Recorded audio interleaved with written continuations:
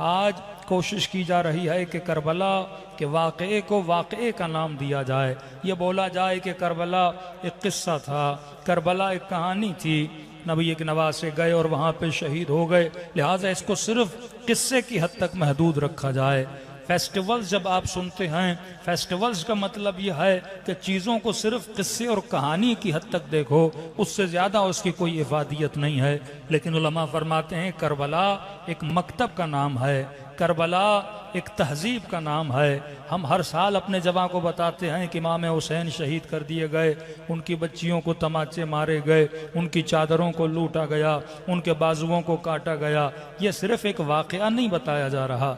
अगर वाक़या हो तो इसकी कोई अहमियत नहीं है, लेकिन अगर उसमें दर्स हो तो उसकी अहमियत है, अगर उसमें बयान इबरत हो तो उसकी अहमियत है। तो एक बहुत बड़ा एतराज़ जो मकतब अहले बैत पे किया जाता है कि भाई हम भी मानते हैं इमाम हुसैन को, हम भी कहते हैं कि यजीद ने बहुत बुरा काम किया, कत्ल इमाम हुसैन को अंजाम दिया, हम भी यजीद को सरजनिश करते हैं, लेकिन ये क्या बात हुई कि हर साल आप इमाम हुसैन की आज़ादारी मनाओ, इतना बड़ा एहतमाम करो, इतना ज़्यादा खर्चा करो, काले लिबास, काले परचम, ताबूत पे खर्चा, नजर नियाज पे खर्चा, अशरों पे खर्चा, इसकी कोई ज़रूरत नहीं है। और यहाँ तक बोल दिया लिहाज़ बिल्लाह ये मुर्दा परस्ती है, और मुर्दा परस्ती इस्लाम में क्या है, हराम है। तो इंसान को सोचना चाहिए। कुरान में तकरीबन 270 किस्से परवरदिगार आलम ने बताए हैं। अगर किस्सों का बयान करना फफादियत न रखता तो खुदा इतने किस्से न लाता। वो किताब जो इंसान के लिए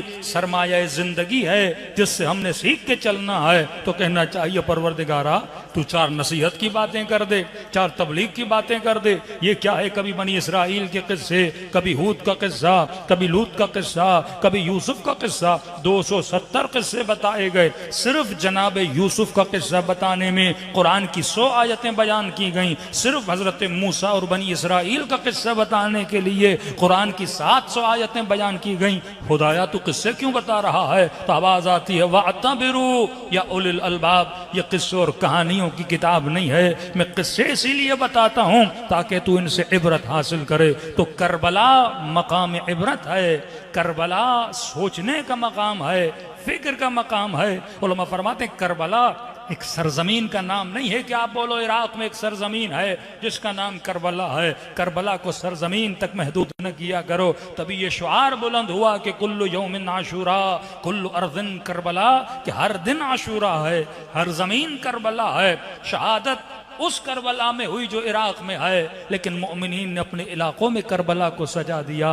शहादत उस दिन हुई, लेकिन मोमिनीन अपने इलाकों में मना रहे हैं, क्योंकि करबला एक तहजीब का नाम है, करबला एक दरसगाह का नाम है, करबला एक मकतब का नाम है। सलवात पढ़े मोहम्मद वाले मोहम्मद पर। एक कुरान की आयत और चंद वाक़यात, क्योंकि आज इतना वक्त मेरे पास नहीं है। परवरदिगार आलम अपने हबीब को इरशाद करता है, हबीब ये किस्से जो हम तुझे सुना रहे हैं, कभी मूसा का किस्सा, कभी ईसा का किस्सा, कभी इब्राहिम का किस्सा, कब जनाब इदरीस का किस्सा, कभी जनाब साले का किस्सा। अब खुदा किस्से सुनाने की इफादियत कुरान में बयान करता है कि अगर तुझे कोई वाक़या सुनाया जाता है, उस वाक़े की अहमियत होती है।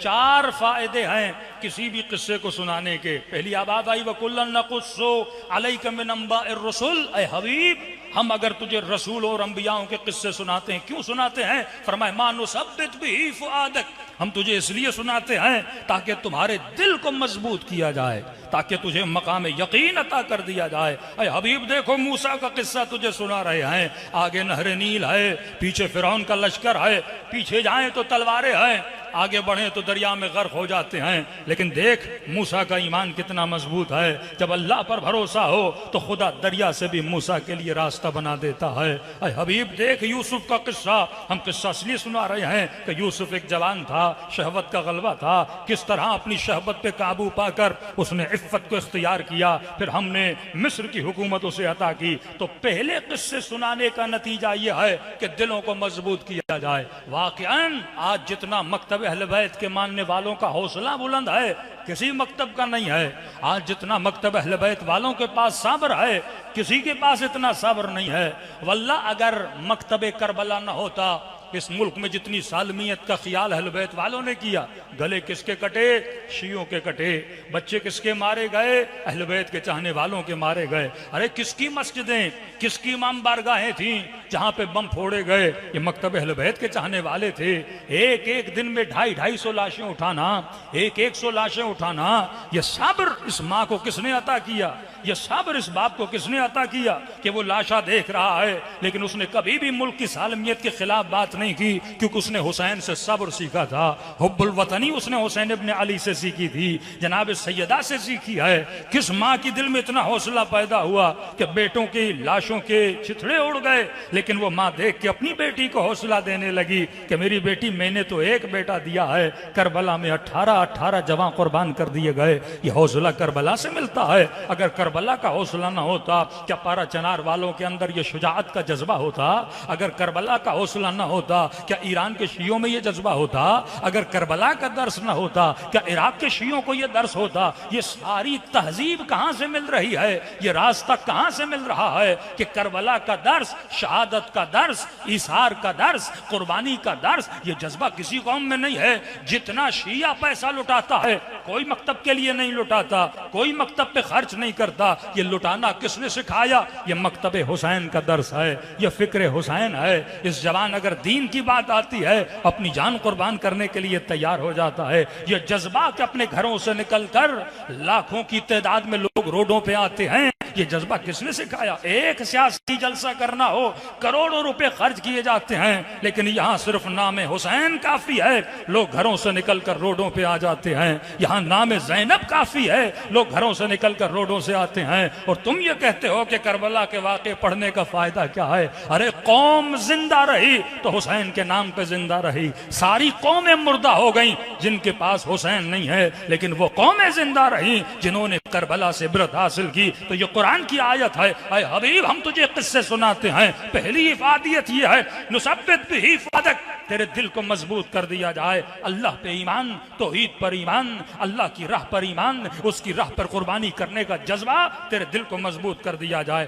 कि ये देख, यजीद हुसैन को मिटाना चाहता था, लेकिन आज दुनिया देख ले, यजीद का नाम नहीं है, लेकिन जगह जगह हुसैन का नाम बुलंद है। दूसरा फायदा, वजाअ फी हाज़िहिल हक़, ऐ हबीब किससे बयान करते हैं ताकि हक और बातिल की पहचान कर दी जाए कि ये देख हक क्या था, बातिल क्या था। आज हम फख्र से कहते हैं अली का चाहने वाला हक और बातिल की पहचान रखता है। हम बरमला बोलते हैं जंग सिफ़ीन में हक पर कौन था, बातिल पर कौन था, जंग जमल में हक पर कौन था, बातिल पर कौन था, करबला की जंग में हक पर कौन था, बातिल पर कौन था। अपने जवानों को सही लाइन दिखाना, हक का रास्ता दिखाना, हक की पहचान दिलाना, ये करबला ने बताया कि जालिम किस कदर भी अगर मजबूत क्यों ना हो, हाकिम किस कदर बड़ा लश्कर वाला क्यों ना हो, लेकिन अगर बातिल पर है तो बातिल से टकराने में डरना नहीं। यह हुसैन इब्न अली का दर्स है। तो आज हर शिया जवान को पता है कि दुनिया में हक पर कौन है, बातिल पर कौन है, कौन सी हुकूमतें हक पर हैं, कौन सी हुकूमतें बातिल पर हैं। यह तमीज मकतब करबला ने दी। तो पहला फायदा दिल की मजबूती, दूसरा फायदा हक और बातिल की पहचान, तीसरा फायदा व मौइज़ा, नसीहत कर। वाक़यात के सीखने का फ़ायदा यह है ताकि इनको नसीहतें मिलें। यूसुफ का वाक़या पढ़ के अगर नसीहत न मिले तो उसका फ़ायदा क्या? फिर तो वही हाल है हमारे हुक्मरानों का। मक्के और मदीने जाते हैं, शैतान को कंकरियाँ मार के आते हैं और ख़ुद शैतान बन के वापस आते हैं। ऐसी कंकरियों का फ़ायदा क्या?